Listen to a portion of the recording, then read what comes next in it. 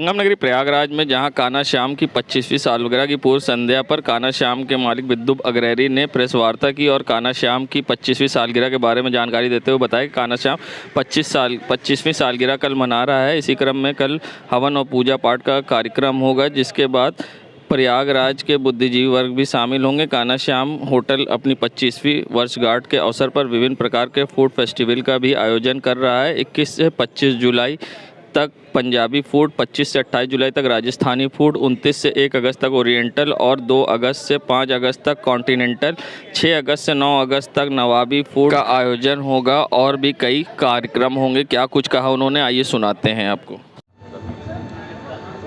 Hotel Kanha Shyam अपनी 25वीं सालगिरह मना रहा है आप लोगों के दुआओं के साथ, और इसमें कई कार्यक्रम रखे गए हैं, जिसमें अलग अलग तारीख़ों में अलग अलग फूड फेस्टिवल्स इसमें मनाने जा रहा है। और ये 20 तारीख से लेकर के शुरू हो कर के 20 जुलाई से ये 15 अगस्त तक का कार्यक्रम है। इसमें कुछ सामाजिक कार्यक्रम भी हैं, जिसमें 25 जुलाई को हम लोग स्वच्छता अभियान सिविल लाइंस व्यापार मंडल के साथ मिलकर के कर रहे हैं। 8 अगस्त को रक्तदान शिविर भी यहाँ पे लगने जा रहा है। Rotary club of Allahabad mid town के साथ मिलकर के उनके प्रेसिडेंट से बात हो गई है, और यहाँ पे ब्लड डोनेशन कैंप यहाँ पे लगेगा।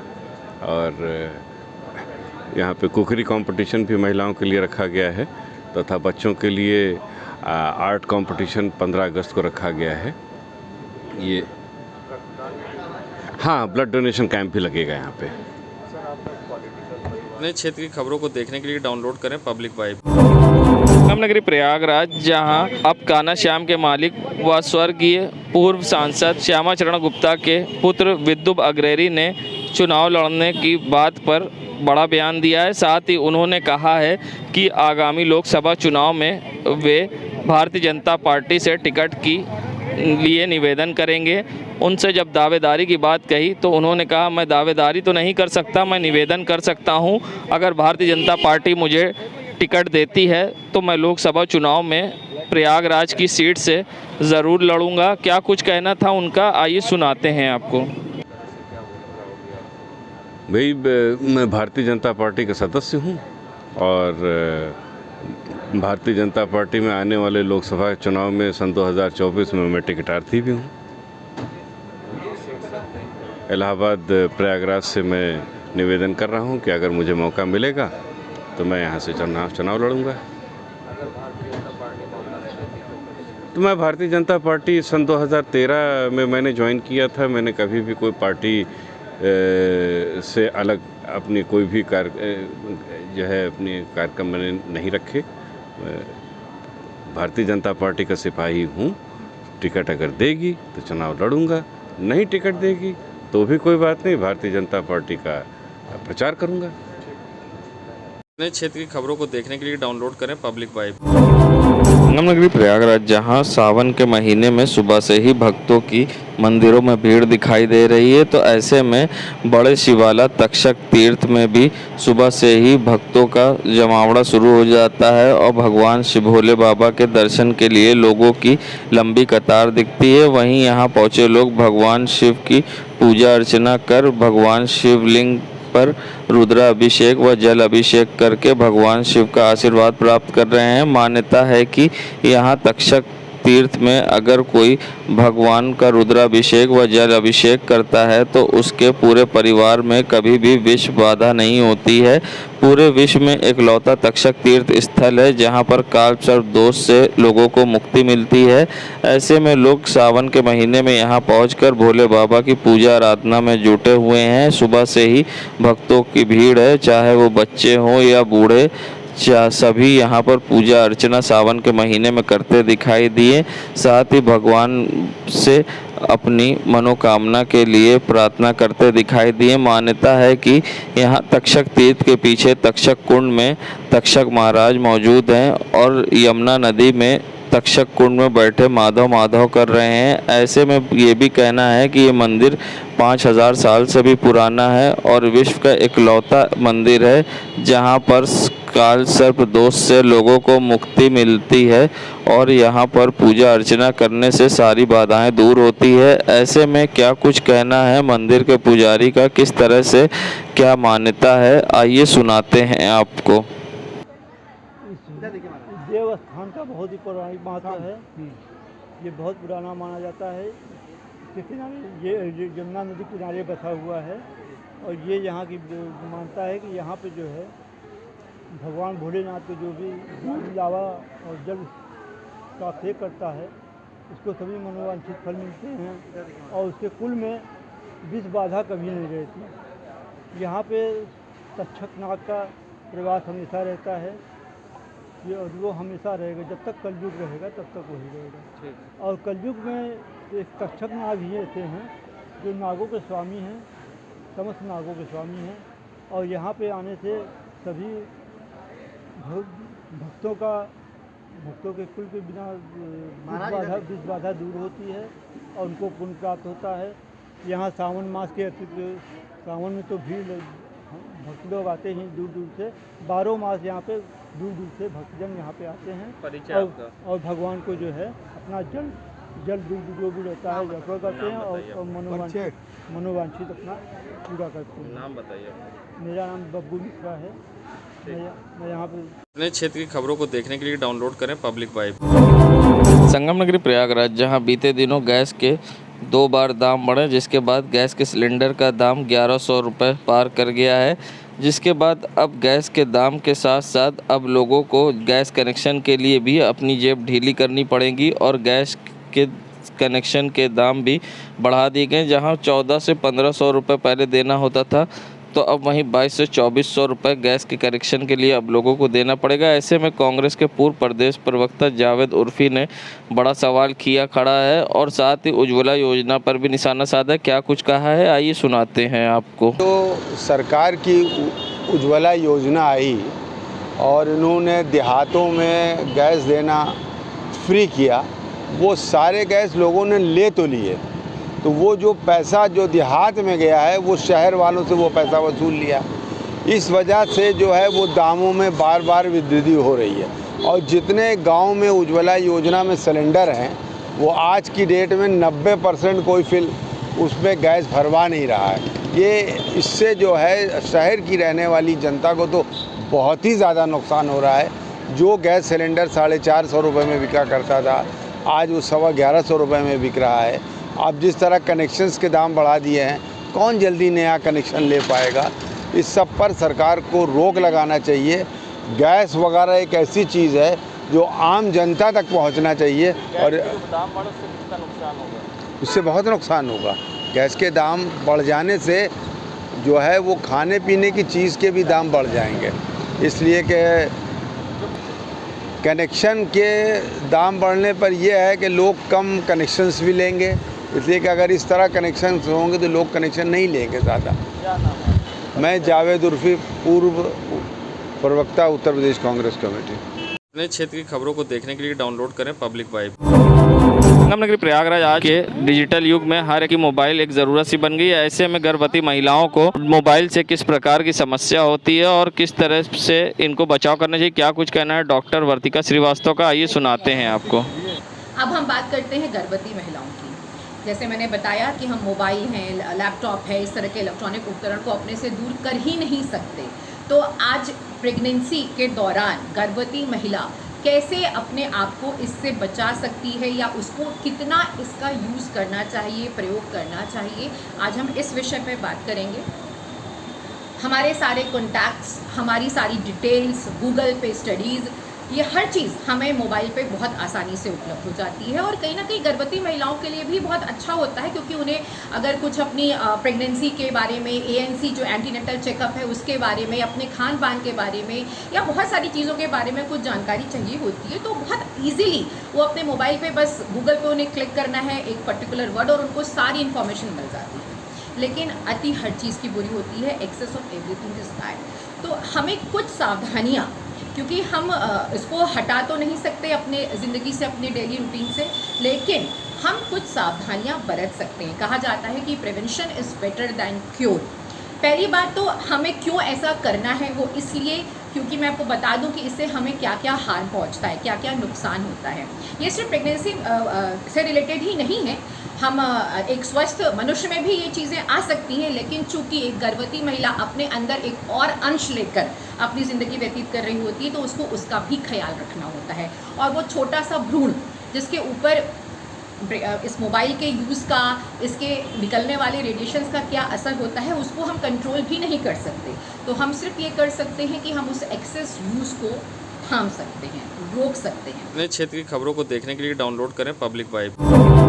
संगम नगरी प्रयागराज में जहां मनकामेश्वर मंदिर में दर्शन करने के लिए भोले बाबा की सुबह से ही भक्तों की कतार लंबी लाइन लग रही है, तो वहीं मनकामेश्वर मंदिर में धरानंद महाराज जी ने आज भगवान शिव की पूजा अर्चना की और साथ ही रुद्राभिषेक कर भव्य श्रृंगार कर आराधना की। इस मौके पर मंदिर के पुजारी व ब्रह्मचारी धरानंद महाराज संग कई पुजारी ने भी यहां पर भोले बाबा की पूजा अर्चना व साधना की। अपने क्षेत्र की खबरों को देखने के लिए डाउनलोड करें पब्लिक वाइब। संगम नगरी प्रयागराज जहां कुटुंब वेलफेयर सोसाइटी की मासिक बैठक का आयोजन हुआ, जिसमें आगामी 15 अगस्त पर होने वाले कार्यक्रम को लेकर चर्चा हुई, जिसमें रक्तदान, ध्वजारोहण और साथ ही मीना बाजार का आयोजन किया जाएगा। साथ ही कई मुद्दों पर चर्चा की गई, जिसमें सभी सदस्यों ने सहमति जताई। ऐसे में कुटुंब वेलफेयर सोसाइटी की अध्यक्ष जूही जायसवाल का क्या कुछ कहना है, आइए सुनाते हैं आपको। जी, आज कुटुंब वेलफेयर सोसाइटी की हमारी मासिक बैठक थी,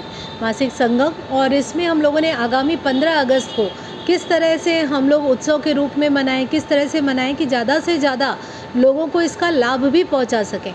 तो इसके लिए आज निर्णय लिया गया। बैठक में हम लोगों ने निर्णय लिया कि दोपहर 12 बजे से शाम 5 बजे तक कार्यक्रम चलेंगे, जिसमें मुफ्त स्वास्थ्य शिविर लगेगा, मुफ्त कानूनी सहायता प्रदान की जाएगी। इसके साथ ही साथ उभरती हुई प्रतिभाओं को हम एक मंच देंगे, उस सांस्कृतिक मंच के माध्यम से वो सभी अपनी प्रतिभाओं का प्रदर्शन कर सकेंगे। इसके अलावा ब्लड डोनेशन कैंप की भी व्यवस्था की जा रही है कुटुंब के द्वारा, और साथ ही साथ वो सभी हमारे भाई बहन जो लघु और कुटीर उद्योग चला रहे हैं या छोटे स्तर पर अपना व्यवसाय कर रहे हैं, उन्हें वहाँ पर एक मीना बाज़ार लगा कर दिया जाएगा, जिसके माध्यम से वो अपना ज़्यादा से ज़्यादा प्रचार प्रसार कर सकें। ये कार्यक्रम मुठीगंज स्थित नारायण वाटिका में किया जाएगा कुटुंब वेलफेयर सोसाइटी के द्वारा। अपने क्षेत्र की खबरों को देखने के लिए डाउनलोड करें पब्लिक वाइब। संगम नगरी प्रयागराज जहां महंगाई से लोग परेशान थे, तो ऐसे में अब 5% GST आटा, दाल, चावल, दूध, दही व बटर पर लगी है। ऐसे में लोगों को किस तरह से परेशानियां होंगी, और अब कांग्रेस नेता इरशाद उल्लाह ने इस GST को लागू होने पर सरकार पर निशाना साधा है।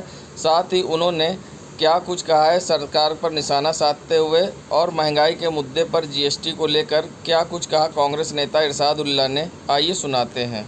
अब तो दम घुटने लगा है GST के नाम से। अब जिस तरीके से इतना टैक्स लगा दिया है, लोगों का दम घुट रहा है। अब तो लोग बिन खाए मर जाएंगे, वो स्थिति आ गई है। आज़ादी से अब तक जो कभी टैक्स नहीं लगा अनाजों पे, दाल, चावल, दही, दूध, ब्रेड, तमाम चीज़ों पर, जो कॉमन लोगों के काम आने वाली चीज़ है, उस पर जिस तरीके से टैक्स लगाया जा रहा है, जिस तरीके से लगा दिया गया है, उससे आम आदमी का दम घुट रहा है। अब आदमी के पास क्या खाए, क्या बचाए, क्या पढ़ाए, क्योंकि अब कुछ उसके पास बचा ही नहीं। सरकार ने पूरी तरीके से निचोड़ लिया, नोच लिया है। एकदम जैसे जनता को इतना भयभीत करके टैक्स लगा दिया कि अब जनता कुछ बोल नहीं पा रही। अब उसके पास एक ही चारा है कि वो जहर खा के आत्महत्या करे। और जिस तरीके से पूरे देश के अंदर और इलाहाबाद और उत्तर प्रदेश के अंदर लगातार लोग आत्महत्या कर रहे हैं, क्योंकि उनके पास खाने को कुछ है ही नहीं है, और स्थिति और भयंकर आने वाली है। और ये सरकार को सचेत हो जाना चाहिए, सरकार को जाग जाना चाहिए कि और इस महंगाई को रोकने के लिए तमाम तरीके के जो टैक्स लगाए, उस टैक्स को तुरंत वापस लेना चाहिए। नहीं तो उत्तर प्रदेश नहीं, पूरे देश के अंदर जनता भूखमरी की कगार पे आ जाएगी। अपने क्षेत्र की खबरों को देखने के लिए डाउनलोड करें पब्लिक वाइब।